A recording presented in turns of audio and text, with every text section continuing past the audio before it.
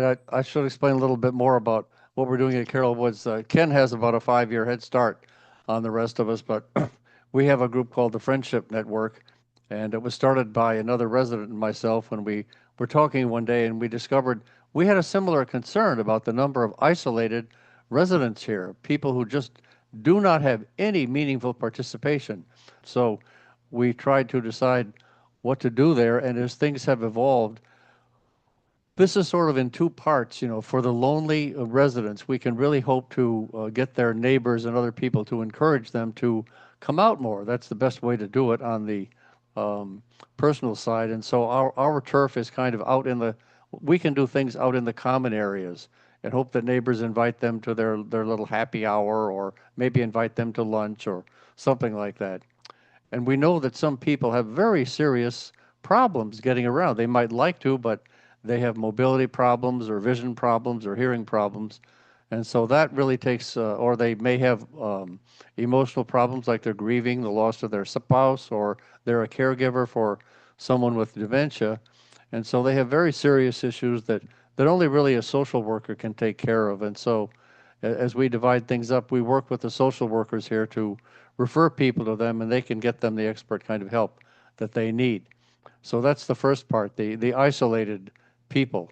And then the second part is just more activities for everyone. The more we encourage, the more we do it. And we just finished our second big activity, which we call a mix and meet dinner, where 30 some people just kind of basically put your name in a hat, and then you get assigned to a table at random. And so you may meet somebody new that you pass at the mailbox every day, but you've never really talked to them. And you find out, what? We were both at Purdue at the same time? And so we have a lot in common. And we also encourage a lot of activities that I call affinity groups, people that have one thing in common more than just being a resident here. And that can be Peace Corps volunteers or librarians, or we have one dinner for the Lindas, all the women named Linda. The Nancys also have a dinner. I'm about to start one called Army Brats, because my father was in the Air Force. So that's another very powerful tool to use. So I just want to wrap up here by saying this started with a very serious concern. And at least the way Ken and I got started in our groups is, it's not about having more activities. It's not really about getting more people to play croquet. And it's the real focus is on the isolated residents. And there are numerous studies, which Ken also knows about, that do two things. First, they document the serious physical and mental health consequences of isolating. And the most commonly repeated factoid on this has been studied. There's a lot of studies about this, but the most commonly repeated factoid is, statistically speaking, loneliness has the same effect on your health as smoking 15 cigarettes a day. So that's just easy to remember. So that's why we have a concern for this. Conversely, there's lots of studies that talk about the benefits of socializing. We all like to see our friends. It makes you feel good, and you can document the physiological effects, and all of a sudden you may find more activities, like you and your friend can go to lunch. So there are all those benefits. And my last point here is, there's a very well-known doctor named Zeke Emanuel, and he's from a very distinguished family of the Emanuel brothers, where one brother is Ram, who was a politician. The other brother is Ari, who was a big Hollywood agent. And so Zeke is the doctor. And he's written a book about living a healthier life, in your later years. And it says the usual things about diet and exercise and all. But when he had a big TV display a few months ago on CBS Sunday Morning, he singled out the dangers of dining alone. And he mentioned this in particular. And so he talks about it. I'll send you the little clip from it. But it's interesting that someone at his level recognizes such a commonplace thing as, we all know there's lots of people here who just come down and get takeout and go right back to their room. And that's what we hope to work on.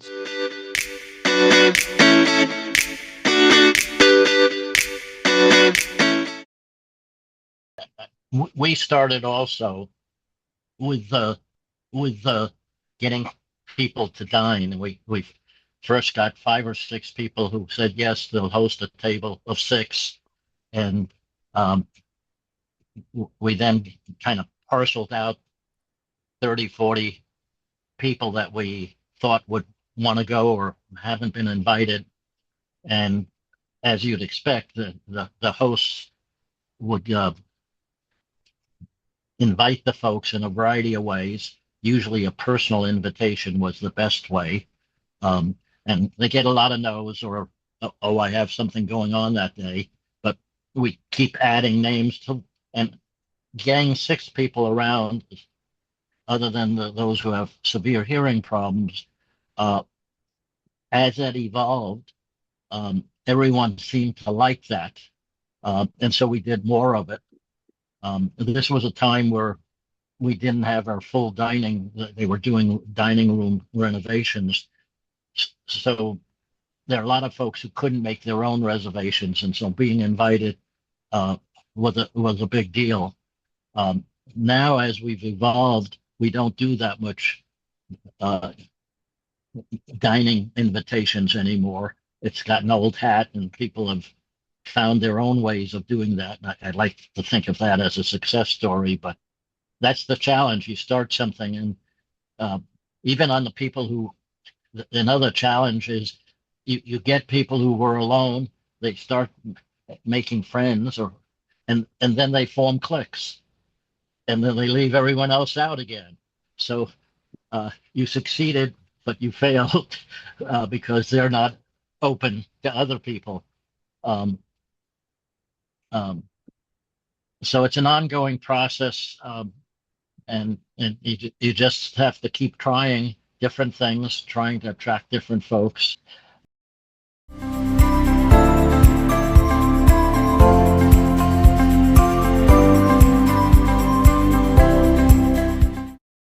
We're not as organized as you are, but you all are an inspiration for us. Um, we have just started a group called the Silver Solos, um, which is not necessarily reaching out to those who don't come out of their apartments. We hope it will spread to that, but it is an attempt to include the solos in not only dining but other kinds of activities. They meet twice a month. That started as a function of the friendship committee, was then taken over by residents, which we're delighted about. We have a friendship table in our dining room for singles. Don't need to make a reservation, just come in and dine with each other. We have started what we call Circle of Friends for those who move in here for the first year. You will be invited to this group to meet with other new residents to hopefully form a bond with them and a few of the older residents. I use older carefully. Our sundry shop, which is new to us, we just opened a sundry shop. The mandate for the sundry shop was that it be not for profit, and then it exists to serve the needs of those with mobility issues who cannot perhaps get out to the stores like the rest of us. We are now in the Sundry Shop Committee trying to work out the logistics of a delivery system for those who do not leave their apartments and would like something from the store. How could we deliver it to them?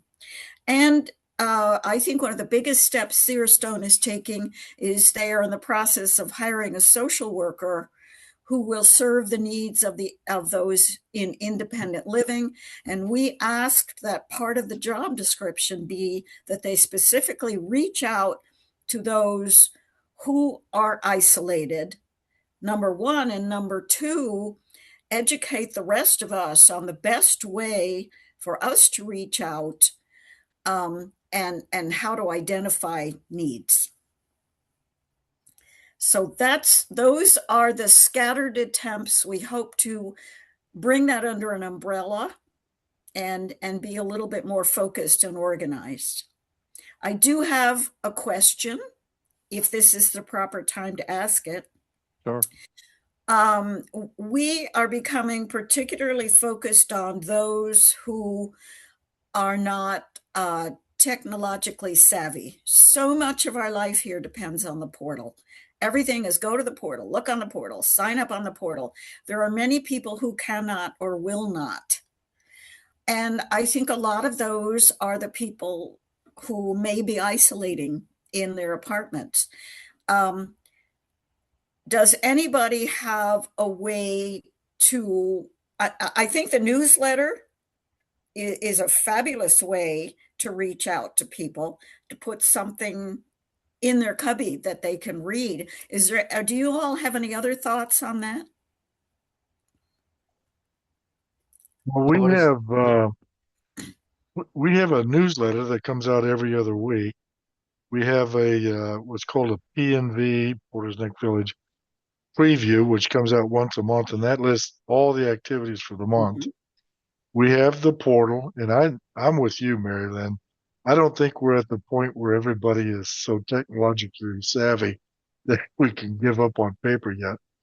But we do have it's Touchdown is what we use, and then that's linked into a TV channel where all the upcoming events that are on the app are projected on the TV for those who can't get out of the. And in fact, every night I read all the slides, and then that comes on the next morning.